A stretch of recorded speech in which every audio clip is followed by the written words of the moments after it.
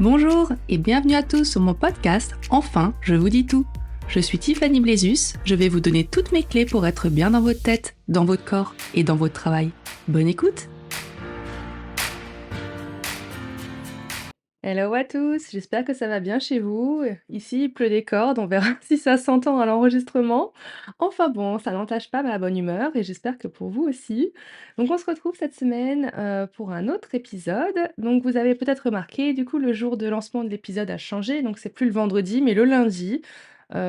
Fondamentalement, ça change pas grand-chose, mais en fait, j'aime bien me dire que je commence à la semaine avec l'envoi du podcast, voilà.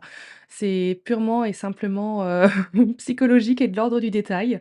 Mais voilà, donc nouveau jour lundi et je vais essayer, autant que je peux, à vous en sortir un par semaine. Donc, comme d'habitude, sans me mettre une pression dingue.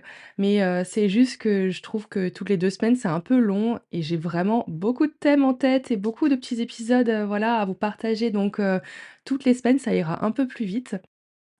Et voilà, surtout que ça me fait toujours plaisir d'enregistrer, donc voilà, j'ai l'impression que c'est pareil pour vous, donc voilà. On va essayer tous les lundis, voilà, tous les lundis matin, un nouvel épisode qui seront peut-être plus courts les épisodes, mais voilà, ça c'est pas je pense que c'est pas bien dérangeant. Donc voilà, aujourd'hui on va parler de l'autocompassion. Donc en gros, ben, se traiter avec douceur pour mieux vivre, être mieux dans sa tête, être plus indulgent avec soi-même. Donc déjà, qu'est-ce que c'est l'autocompassion? En fait, c'est cette merveilleuse capacité à se traiter avec la même gentillesse et compréhension qu'on réserve généralement aux autres. On arrive à être compatissant envers les autres, mais malheureusement, souvent, ben nous, on est un petit peu voilà, laissé de côté et on est souvent un peu trop sévère et on manque d'indulgence envers nous-mêmes. Donc voilà, en fait, il faut reconnaître notre propre souffrance, nos difficultés et surtout sans se juger soi-même. Autant on essaye de pas juger les autres, mais autant aussi c'est vrai pour nous, quoi. Et voilà, le but, c'est de s'offrir à soi-même un soutien qui soit bienveillant quand on en a le plus besoin. Donc en gros, c'est comme, si tu te parlais à toi-même, comme étant, ton meilleur ami, quoi. Tu vas pas avoir le même, discours, si tu t'adresses à quelqu'un. Tu vas pas être méchant forcément avec lui ou très dur dans tes propos, tu vas prendre un peu des pincettes, voilà. Donc essaye de prendre ces pincettes avec toi. Donc pourquoi c'est important? Bah, déjà, bon, comme je vous l'ai dit, dans notre société actuelle, on est souvent poussé à être très dur envers nous-mêmes, à croire que l'autocritique nous aidera à nous améliorer. Voilà, en étant bien sévère, on se dit, bah voilà, j'ai foiré un truc, ben j'ai intérêt de le réussir la prochaine fois parce que sinon ci, sinon ça, etc. En se mettant une pression de fou. Mais en réalité, cette dureté intérieure, ben ça nous épuise et surtout, ça décourage, quoi. Alors qu'en fait, l'autocompassion, ben, c'est un petit peu l'inverse. C'est l'inverse de cette, sévérité, qu'on s'inflige. C'est en gros, c'est ce qui va permettre, du coup, de t'épanouir. Ça ne veut pas dire que tu vas tout réussir, dans la vie, sans avoir aucun échec, ça n'a rien à voir, d'accord? Mais c'est juste, pouvoir être un petit peu plus cool, quoi, avec soi-même. Donc voilà pourquoi c'est important. Déjà, ben, pour réduire ton stress et ton anxiété, parce que déjà te traiter avec compassion, ben, ça aide à apaiser ton esprit, à réduire tes émotions négatives.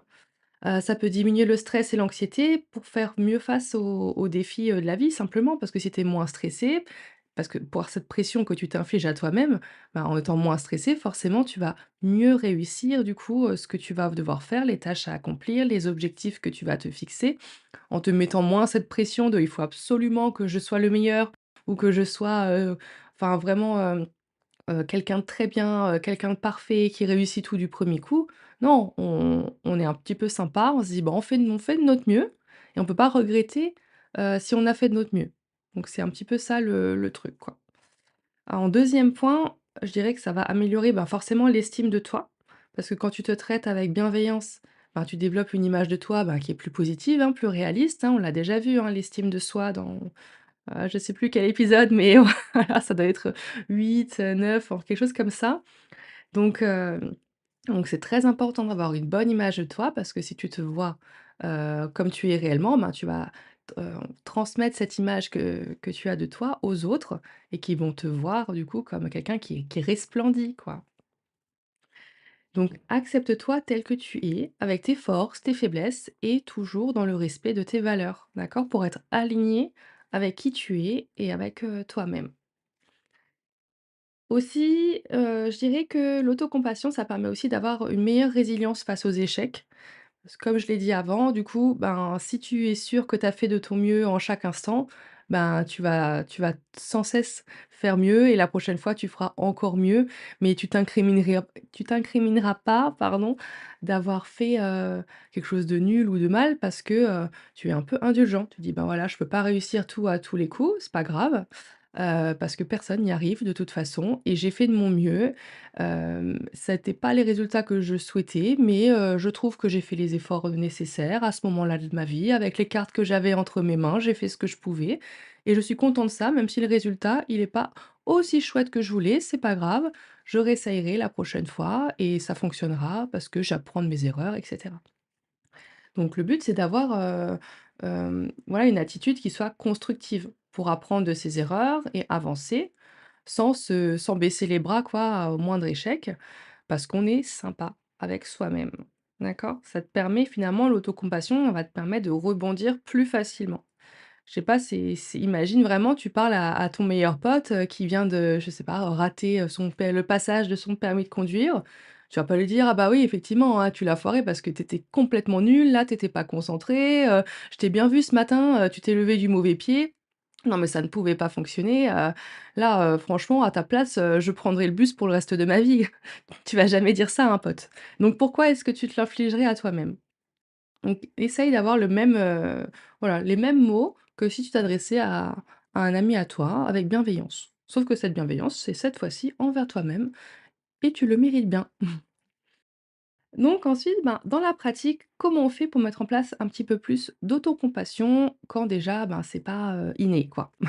Donc bah, de toute façon, c'est pas grave parce que tout s'apprend, hein, on l'a déjà vu. Donc déjà, bah, forcément, ça peut te sembler difficile au début, bah, surtout si tu as l'habitude d'être sévère avec toi-même. Plus tu vas avoir un niveau d'exigence élevé envers toi-même, plus ça va être difficile de pouvoir prendre un petit peu de recul et de lâcher prise sur certaines choses. Surtout que forcément, tu l'as bien vu, quand tu arrives pas à faire quelque chose, quand tu as un échec, quand il y a quelque chose, voilà, qui tourne pas comme tu le voudrais, il y a pas que toi qui est en jeu. Bien sûr, il y a ta propre responsabilité, ça c'est évident, mais des fois, il y a des facteurs extérieurs, qui peuvent faire que tu es pas dans les meilleures conditions et tu peux pas donner le meilleur de ton potentiel à ce moment-là de ta vie parce que, tu as une charge mentale, qui est élevée, que tu as pas encore réussi à gérer. Tu as, voilà, des pensées parasites à l'intérieur de toi. Toutes les planètes et les étoiles ne sont pas bien alignées à ce moment-là et puis voilà, les conditions sont pas réunies, mais c'est pas dramatique, ça veut pas dire que ça fonctionnera pas une autre fois, quoi. Donc, je te propose quelques étapes pour commencer un petit peu ce chemin vers l'autocompassion.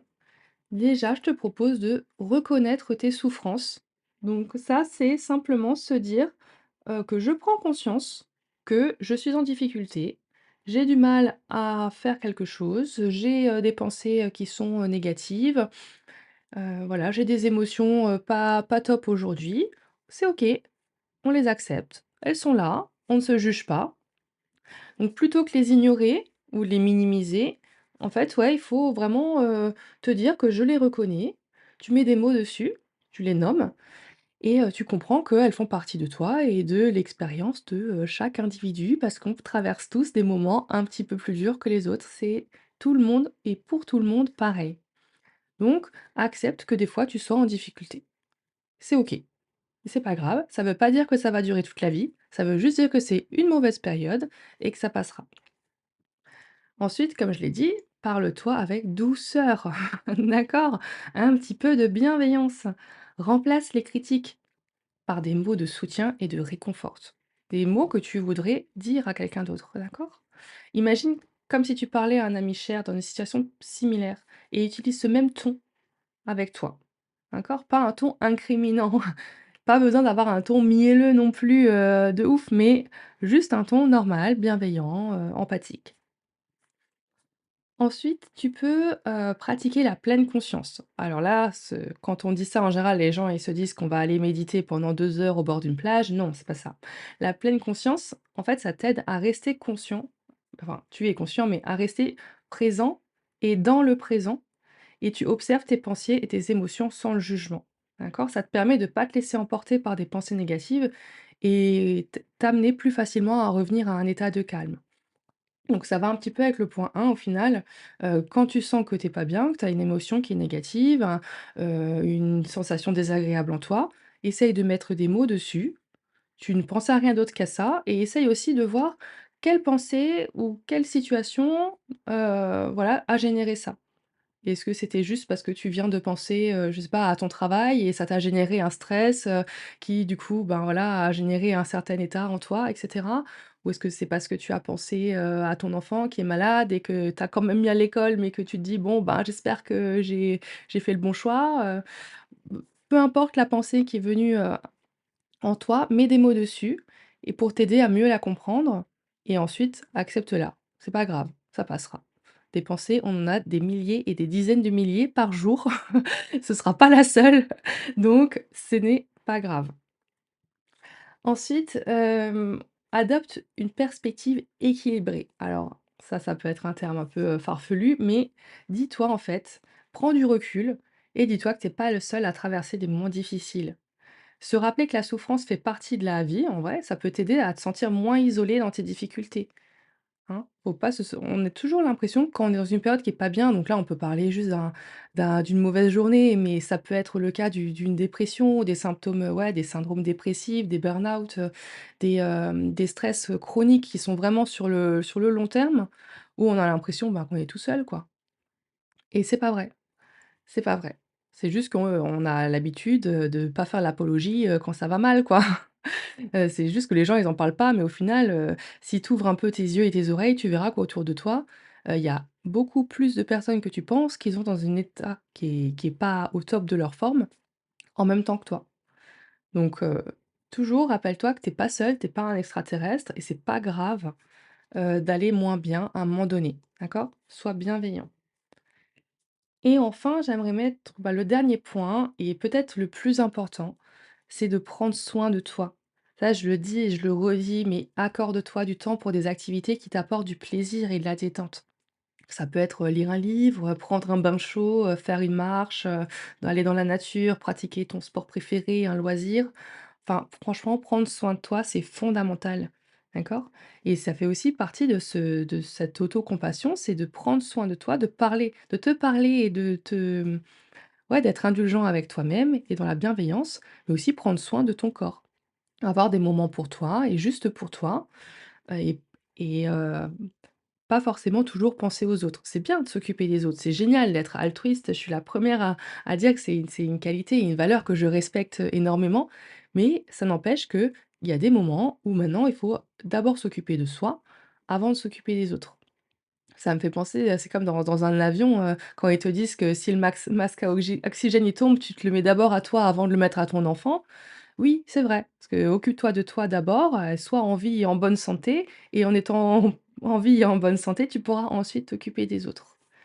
Donc des fois, c'est difficile et on dit tous qu'on n'a pas le temps de se mettre un petit moment pour soi dans l'emploi du temps.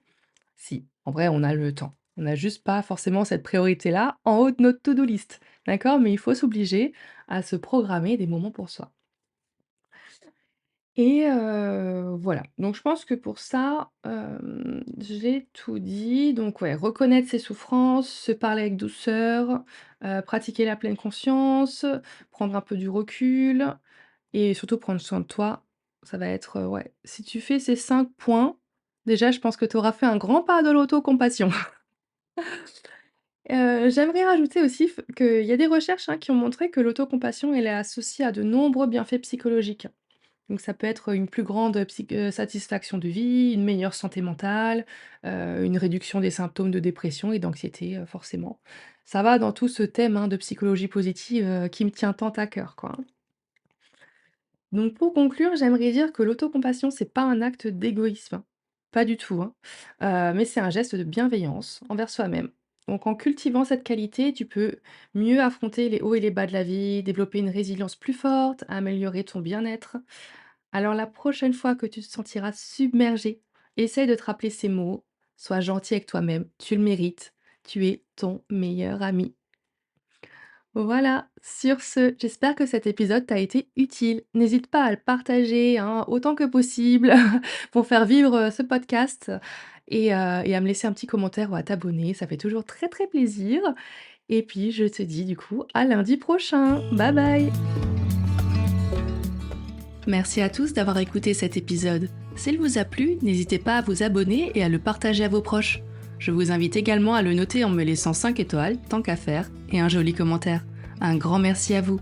Je vous souhaite une belle journée et à la semaine prochaine.